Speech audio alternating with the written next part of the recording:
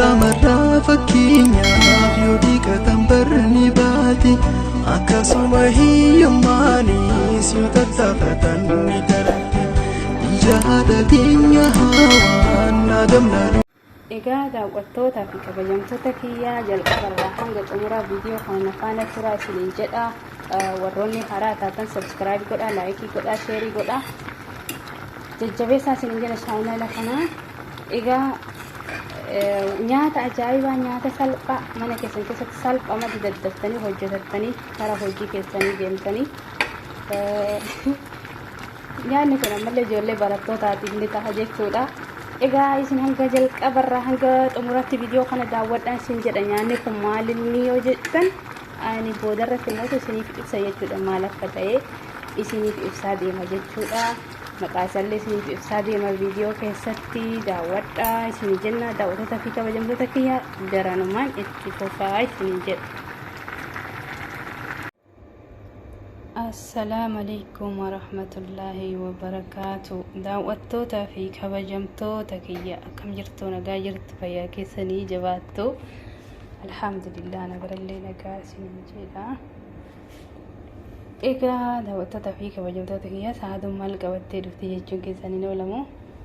Inni nan akkati bareechisee qaqallisee muradhe kuni bukoo bukeesse jechuudha. Nyaata aadaa Oromoo keessaa yookaan qamashaa yookaan kurkutaa jedhama afaan Arsii garagaraatitti wanti kun jechuudha. Mee garuu waan akka haadhonni kennaaf ergitee uummanni keenya akkasitti harkaan shukkuumu sanii haalli naaf mijjatuu dadhabee jennaanini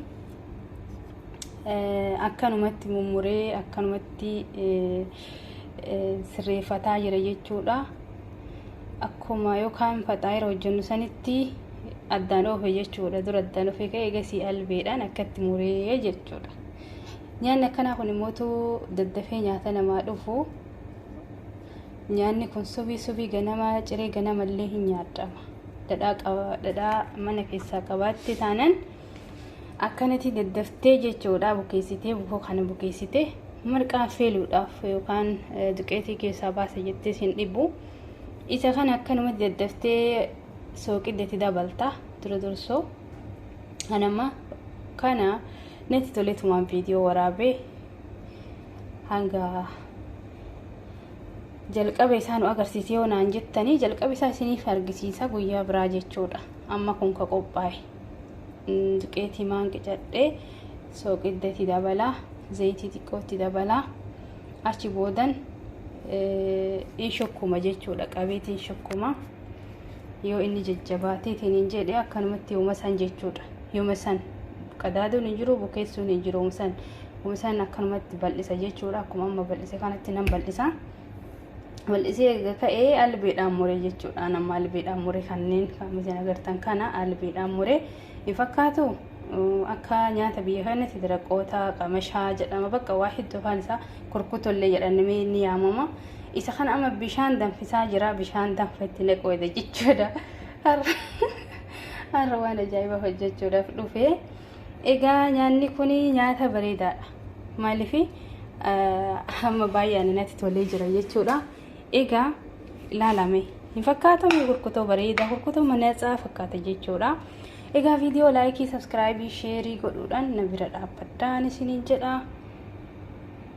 Kabajamoo fi jaallatamoo hundi keessanuyyuu galatuma guddaa tokko jalqabarraa isiniin jecha. Gizee viidiyoo irratti waan an haasa'uu deemne jalaa babbada dhiifama isiniin jedha. Samooni kana viidiyoo illee gadhiisaan jiru. Amma viidiyoo gadhiisuutti itti jammaree isin jira jechuudha. Isin viidiyoo laayikii godha. Warri haaraa taatan subscribe godhaa isiniin jenna. Egaa daawwattootaa fi kabajamtoota kiyyaa hundi keessanuyyuu bakka jirtan maratti nageenyi isin baranaaf haa jiraatu isiniin jecha. Egaa kunillee akkatti honoolaale tolee jira, kunis tolee jira. Amma bishaan kana hanga inni sirriitti nu danfuunee eegganna jechuudha. Kun qopheeffadhee hidhee jira. As keessaa wanni ani itti naqu deemu zayitii kana itti godha jechuudha. Akka waliin qabanne jechuudha. Akka waliin qabanneef zayitii kana itti godha jechuudha. Kunoo zayitii itti naqite jechuudha. Ammallee sooqidda itti goona jechuudha. bakka nyaata kana jechuudha akkanatti isaa kana bilcheessitee kaatee akka paastaa mootutti fayyadamuu ni dandeettu obboleeyyantiyya. Kun bishaan danfee jira. Bishaan danfee kun maaliif nu fayyada? Wanti kun lixii waan ta'eef nu fayyada jechuudha. Walumaa galatti nuti gadi naqaan jira. Ani harka tokko kaameeraa kiyya qabadhee hojjetaa jira waan ta'eef nu kolchaa isin jedha. Hayyee amma akkana waliin harka qabate kunillee adda hiikkataa jechuudha. Bishaan danfatti naqamee tura. Bakka nyaata daqiiqama keessa hojjedheen amma laal hojii fidadhee fiigaa dhufee jennaan argama. Maal hojjedhu jetti lubbuuni mankaa fidadhee shuukaa fidadhee shuukaadhaan akka paastaa shuukaa fidadhee shuukaadhaan akka paastaa waliin garagalchaa. Paastaa bakka namni sugoo hojjetee qimamaa fi qimamiidhaan foonillee hojjetanii foonii wajjillee miksii godhanii nyaachuun ni danda'ama. Ammallee bichaa isaa kanallee jechuudha. Dhadhaa yoo jiraate itti naqanii amma hin bilchaata sa'aatii daqiiqaa 30 ni ture bakka bishaan kana keessa daqiiqaa 30 ni bilchaata jechuudha. Dafee bilchaata warreedii daddafee bilchaata waa takka huna kun amma hiikkatee jira jechuudha. Paastaa keenya akka bakka takka waliin qabanne silaa kana caalaa qaqal'isee muruu qaba tureeyyuu jarjaratti jira waan biraa hojii biraa qaba waan ta'eef sanii fi dhiifa manarra taasumaan isiniin jedha. Yoo seera aadaa keenya yoo kan cabsu taatellee nama folchaa isiniin jedha. Yeroon harka kiyyaan taa'ee feerri gusanii fi yookaan maal maashina jiraame malee maashinatti illee dabaree jira barbaniin aadamii innaa kan dheedhii kana akkuma fidde kana itti neexu kana kenna miti garuu aadaa keenya keessan jiru dura dursoo qamashaan tokko ni goggogaa hin hojjetama adurra afamaa hin goggoifama achi kaameetiin bishaan danfate naqamee bilchaata jechuudha. Garuu ani kana hunoo jira makana lixi makana hojjedheen jira jechuudha. Inni kuni yeroo baay'ee biyya Filipiinitti hojjetu. Filipiinii waan akkana kana nyaatu. Isaan wantoota garagaraa raammoo garagaraa wajjin nyaatu jechuudha. Ruubiyaan jedhamtu fa'aa wajjin nyaatu ni jira jechuudha. Inni kunis namni isa kana hojjetu illee ni jira. Garuu ani akkuma akka sanitti nyaachuudhaaf haalli nutti mijjatu akkuma aadaa keenya san barbaree itti godheetiin dhadhaa itti godheetiin qopheessee anaa qopheeffatee nyaataa jirullee isin agarsiisa jechuudha. Egaa amma inni danfaa jira hin qadaanna jechuudha. Gizii takkaaf yeroo takkaaf ni qadaanna. Maaliif nyaanni kun seeraan nuuf haa bilchaatu yoo jennu taate qadaaduun dirqama xiqqoo isii dirqama.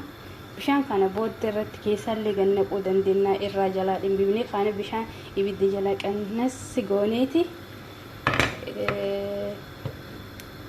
amaal warree qorii aadaa siin qabu silaa qorii aadaatti baasee marqa nagaati kunuma wallahi duqeetii idda marqa goona jennee akkasitti nama dhibu sanirra dafanii akkan hojjetanii akkatti bishaanitti naqanii siin jedhan mana keessatti nyaadhama. Garuu keessummaadhaaf hin ta'u maatii wajjin dhimma nyaatanii isiniin jedha. Daawwattootaa fi kabajamtoota kiyya maatiin ofii gaa waanuma qaba waliin nyaatanii maatii wajjin ni nyaadhama. Nama biraatti immoo yoo kafee nama taate kun seeraan alana fakkaata akka aadaa keenyatti akka aadaa keenya kaa'attiitti jechuudha. Kun seeraan alana fakkaate garuu maatii wajjin ganama qursiitti yoo kan nyaadhamu taate nam tokko jaallatee nyaata nam tokko hin nyaatu. Abbaan manaa kiyya hin nyaatu laaqana hin nyaatu.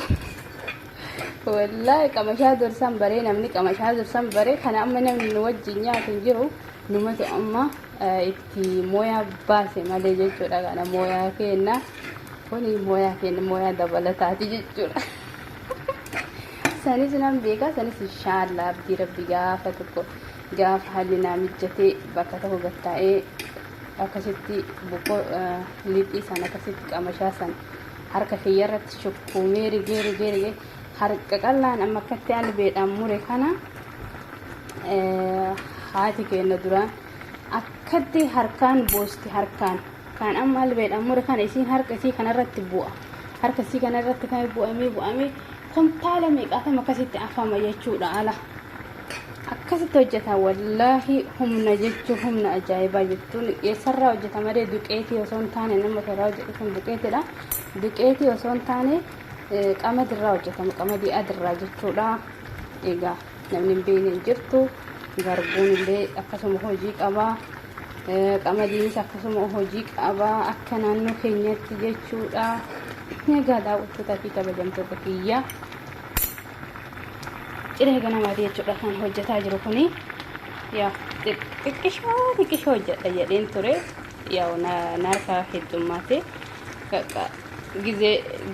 gizee sadiif naa ta'a bakka misaa naa ta'a iraata naa ta'a qorsii kiyya naa ta'a jechuudha fayyadamu paastaa hin binnu jechuudha walumaa galatti paastaa bituun hafee jira isiniin jenna yoo maashina illee mana keessaa hin qabaatin duqeetii bichaa qabaachuudhaan zayitii bichaa qabaachuudhaan sooqidda bichaa qabaachuudhaan gahaadha nyaatanii kaatan jechuudha salphatti nyaata salphatti hojjetamu jechuudha kuni dhugaa rabbi ibidda jalaa qannas godheen jira ammallee ibidda kiyya jalaa qannas godheen jira bishaan san fixataa jira jechuudha kunu akkasumatti bishaan kana haa fixatu bishaan suuta haa fixatu hin jarjarsan illee haa bilchaata bishaan kana fixatu jechuu barbaadeeti egaa warreen isinitti tole viidiyoo laayik godha garadhaa mootu nyaadha isinitti tole taanaan isinitti bareede taanaan jechuudha egaa akka isinitti tolu abdiin qaba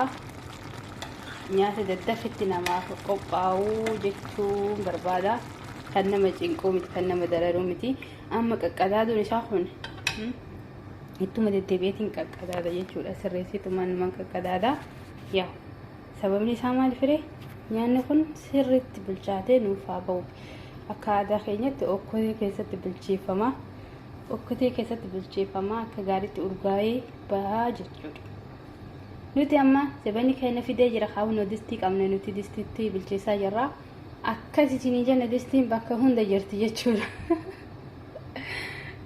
distiin bakka hunda jirti garuu okkoteetti fayyadamuun baay'ee nyaata miidhaysaa daddafee waan namaaf hin qophoofneef namni amma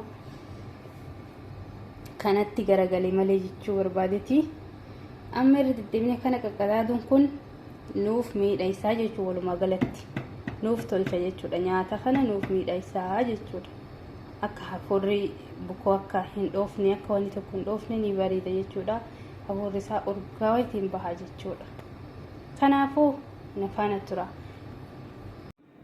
kunoo bifa kana fidee jira qopheessee jira barbarreelleen kanuma Itoophiyaatiin bira jirti dhadhalleen kan ashagamee dhufi kan suuqirraa bitame haa ta'u malee noormaalallee ta'uu baatu isatti godhe jechuudha ni mi'aawaa nyaata bareedaadha godhadhaa nyaadhaa yoo isinitti tolee subscribe like godhaa bahaa isiniin jedha egaa isinitti tolu abdiin qaba nyaatichi nyaata daddafiidhaan godhamtu isinii jenna akka balee dabatolti akka paastaa akka maal jedhe isinitti hima akkasumas nyaanni kun sugoo wajjillee nyaadhamu hin oolamu namni itti beekee jennaan nyaadhama akkuma korkotoo biyya keenyaa san dhadhaa fi barbarree itti godheen jira sibiiliin akkasitti tolee nyaachuu hin jettanii ni mi'aawa laalaa hunoo nyaata bareedaa ni mi'aawa